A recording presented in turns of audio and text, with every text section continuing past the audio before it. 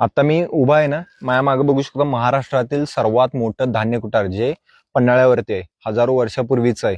इथूनच पूर्ण महाराष्ट्रातील गडकोटांवर, स्वराज्याच्या गडकोटांवर धान्य पुरवठा व्हायचा. तीन धान्य कोठार आहेत, गंगा, यमुना आणि सरस्वती. गंगामध्ये होतं भात, नंतर हे मध्ये दिसते ते वरी होतं आणि पलीकडल्यामध्ये बाजरी होती.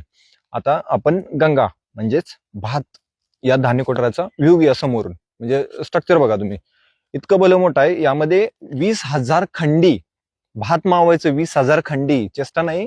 एका खंडीमध्ये फक्त 10 पोती बसतात एका खंडीमध्ये. म्हणजे जवळपास 25 लाख पोत्याचा भांडार आहे आतमध्ये. कसा साठा होता आणि कसं काढायचं, धान्य कसं काढायचं, धान्य कसं टाकायचं आतमध्ये, हे तुम्हाला सांगतो. आतमध्ये या.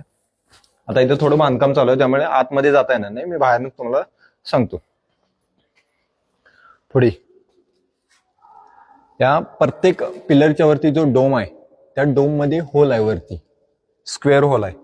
त्यामधून धान्य आतमध्ये ओतलं जायचं, म्हणजे भात ओतलं जायचं जोर. आणि हे दरवाजे ते पूर्ण पॅक करायचं आणि वरून ओतलं जायचं. बाहेरल्या बाजून शिडी आहे त्याला. आणि हे समोर पिलर दिसतोय तुम्हाला.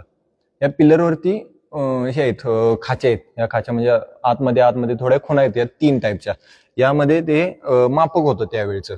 आणि हे पूर्ण दरवाजे पॅक असायचे. आणि ज्यावेळी धान्य लागेल त्यावेळी इथं लाकडाचा ओंडका असायचा यामध्ये आतमध्ये. तो लाकडाचा ओंडका ओढायचा आणि यातून धान्य यायचं बाहेर.